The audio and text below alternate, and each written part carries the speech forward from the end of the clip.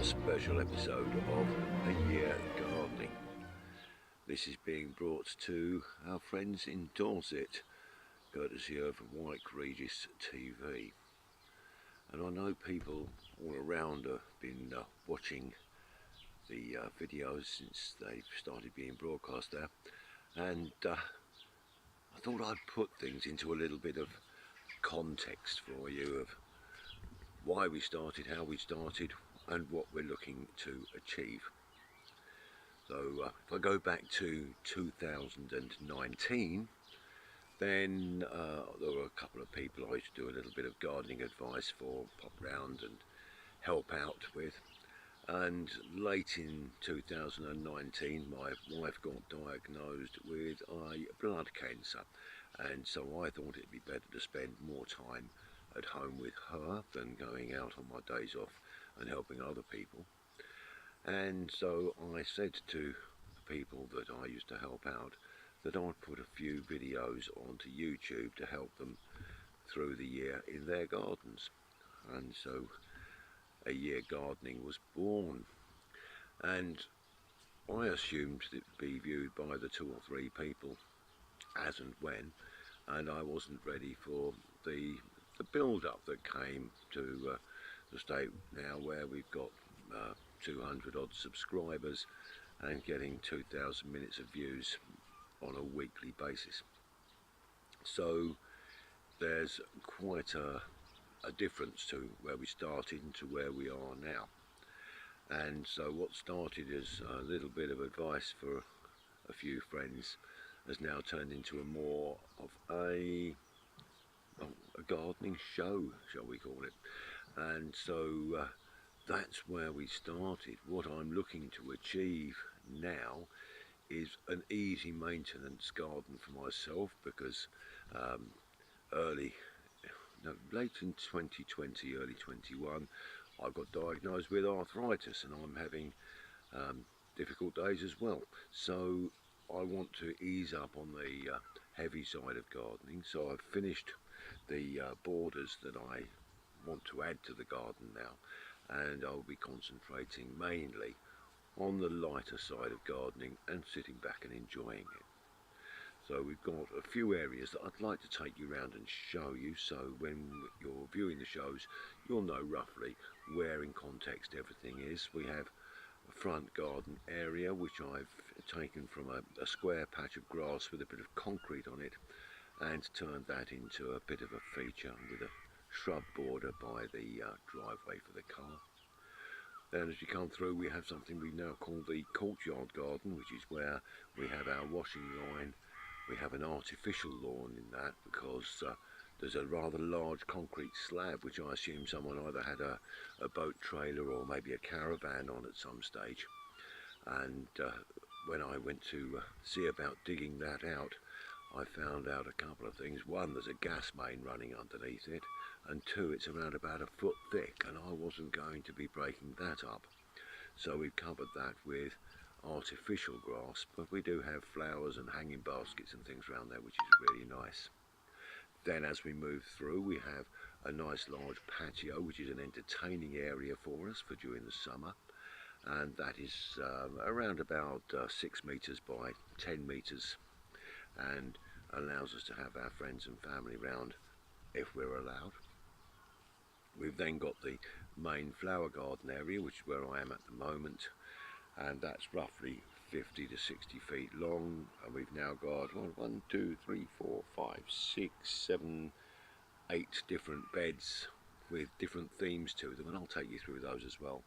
And then we go through the arch into the working garden, which is where we have greenhouse and polytunnel, the potting shed, and our raised beds for our vegetables. So lots and lots of things to look at. Well, whilst I'm just having a chat, I must say that I have a great affinity with Dorset. As a young boy I used to sing in a boys' choir in London called the London Boys Singers, and every year we used to have a break in Bournemouth and stay at a place called the Glendevon Hotel. Wonder if that's still there. And we had some wonderful times, and My brother used to go to Swanage a lot, and I enjoy Christchurch and Portland as well. So the area is a place that we love, and hopefully I'll be able to come back down one day. That would be really nice. So let me now take you on a tour around the gardens. Now the front garden is separated into two sections. Firstly, we've got the driveway, and along the back we have a shrub border which I've underplanted with some daffodils, and they've given us a lovely show this year, but that's actually coming to an end now. We've got a few shrubs along here, magnolia, ceanothus, etc., and that's really useful for us. Now let's just take a look at the main section of the front garden. Well, this section is the decorative part, and what we have here is a round circle of grass. This used to just be a square of grass, and where the tulips are underneath the window was a concrete path, and that was all broken up and it was horrible. So now we've got the four little curved borders in the middle of the grass which have wildflowers, and we've got some lovely daisies there at the moment. Behind that in the corner is going to be a pink border, and we've got 4 or 5 roses in there and a nice peony. We have a buddleia, and then decorative flower border. And along the front here we have more shrubs and bushes, and those are a sort of a screen, shall we say, between the road and the garden. And then just down here we have the gate which will take us through into the courtyard garden. Now the courtyard garden gets used for many things. Most notably, of course, it's our washing area for our clothes, but we also have it as a seating area and a bit of a welcome area when people come and visit. The ground is now a artificial grass area. As I said, concrete underneath there, can't do much with that, but we do have our hanging baskets and things. My apologies for the two big pieces of wood there, but they are going to be forming a new raised bed down in the vegetable garden. This is where I have the first of my water butts, where we collect water from the roof of the summer house, which is very useful. Then if we look down beside the summer house there, that's the area that takes us through to our patio and entertaining area. Well, from the patio we have a great view all over the North Weald of Kent. We can see as far out as Surrey. We've got places like Biggin Hill, Dartford and things that we can actually see the access through to. Sevenoaks is just over there, and then we've got places like Hadlow in the distance. Beautiful village, but it also affords us a fantastic view of the garden. We have the stream running through with a little bridge over the top, the new borders, and for this summer we've put up a little gazebo in the garden so that we can enjoy that as well. So let me just show you now some of the garden borders and features, but whilst I'm here, before we disappear, I'll just show you the herb garden area that I've started just in front of the summer house. This is a new area that we put in over the winter, and very pleased with that. And I'm also very pleased with this pot of tulips that I planted back in October, November last year. Can't remember, I think it was October when I put those in. But behind me we've got our pots for the herb garden, which is going to be a rather splendid little addition to the garden, especially as we're going to be relaxing on this deck. We've got our little barbecue there and just a few things to thoroughly enjoy for the summer. Now this beautiful rhododendron was given to me by a neighbour, and we've got that growing as a main feature in this border here. And again, this was put in the autumn of last year. I've got a couple of other plants just growing down in here, which I've purchased online during the winter. We've got a couple of willows over the back here which are going to look lovely, and then we've got some sorbus just down here. Let me change the camera view for you. So we've got just down here a couple of little sorbus trees. Let's zoom in on that there, and they're rather young at the moment, but they will grow to a beautiful height, maybe 3 or 4 metres, also commonly known as the rowan tree. On this side of the garden, I've got my mini orchard, and this here is a conference pear, and it's lovely to see the leaves just coming on this as well. We've got a pear tree here, we've got a plum tree there, and we've got an apple tree in the far corner and behind me, so that gives us just a nice variety. Over on the far side, underneath the sheet, is the peach tree that's just getting some protection at the moment, and that's a soft fruit border, and we have things like strawberries and raspberries and our rhubarb growing there, so nice things for the table.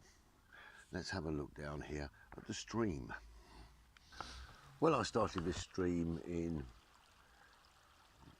mid-July, I think it was. Yes, July of 2020, and it's in shape. It's not completely finished. I've still got a final coat of sand and cement to put over the top and another treatment. It's well over halfway, and we've just got the finishing to do just to bring it up to that lovely spec that we want. But the sound of the water whilst we're in the garden is absolutely fantastic, and the planting is going to encompass this as well. And so we've got this here, we've got a little woodland border the other side where I've got a couple of cordyline and some spirea and things growing in there, which is very, very nice. We've got a hellebore and heather area behind as well. Unfortunately, because of the angle of the lights today, I'm not able to show that with the camera, but you'll see that on various videos as we go through. So let's just pop down now into the working area of the garden and the vegetables. Okay, so this is the final bit of the garden. It's the vegetable garden, greenhouse, shed, and in the distance behind the polytunnel. And down this side here I've got 3 raised beds, and behind the shed there's an area where I'm going to be building another raised bed, and that one is going to be the wood that you saw earlier on in the courtyard garden. So all in all, we've got a fairly decent system here, and so when I refer to a particular part of the garden now, you'll know roughly where I am and what we're doing. Now, the distance between the front of the front garden and the back fence is approximately 200 feet, and so we've got a fair distance in which to work. So talking of work, with this being Easter weekend, Good Friday being our traditional day to plant our potatoes, let's get some potatoes into the ground.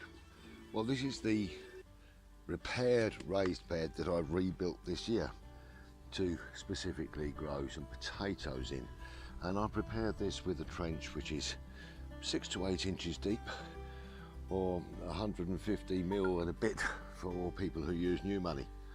And we've actually treated this soil. We've got compost in there, we've got blood, fish and bone in the ground, all good fertilisers to encourage good growth.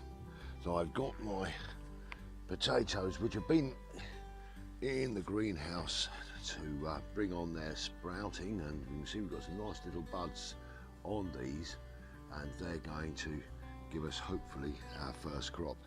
And I'm just going to put these in around about 6 inches apart along this bed, and if we can get them with the eyes up, we I'm told can get a better crop, but I don't know whether that is the truth.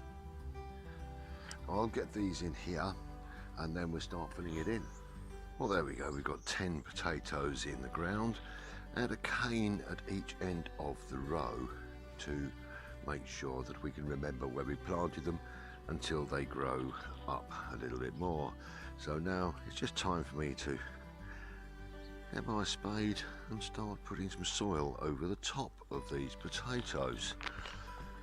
And I'm not going to put a great deal of depth on there, just a couple of inches, and as they come through then we'll just add more to the top, earthing up, keep our potatoes covered, but we just need them to grow. Don't know what that is, and we'll just keep them under cover, so they've got about 4 inches over the top,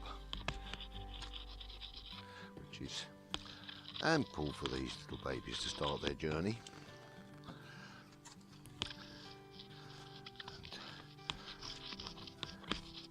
Oh, look at that there. Let's get rid of that. That's a baby dandelion. Put that onto that piece of wood now. Although the wildlife like the dandelions, I'm afraid I'm not a lover. There we go. So that's our first row of first early potatoes in the ground, and 2 to 3 months time we'll revisit those and see what they look like. Now whilst we're down here, let's just have a quick look in the poly tunnel. Well, this is the latest addition to the garden, and I started to put this up in the January show this year, so if you haven't seen it, it's worth visiting A Year Garden January 2021 and just have a quick look at that.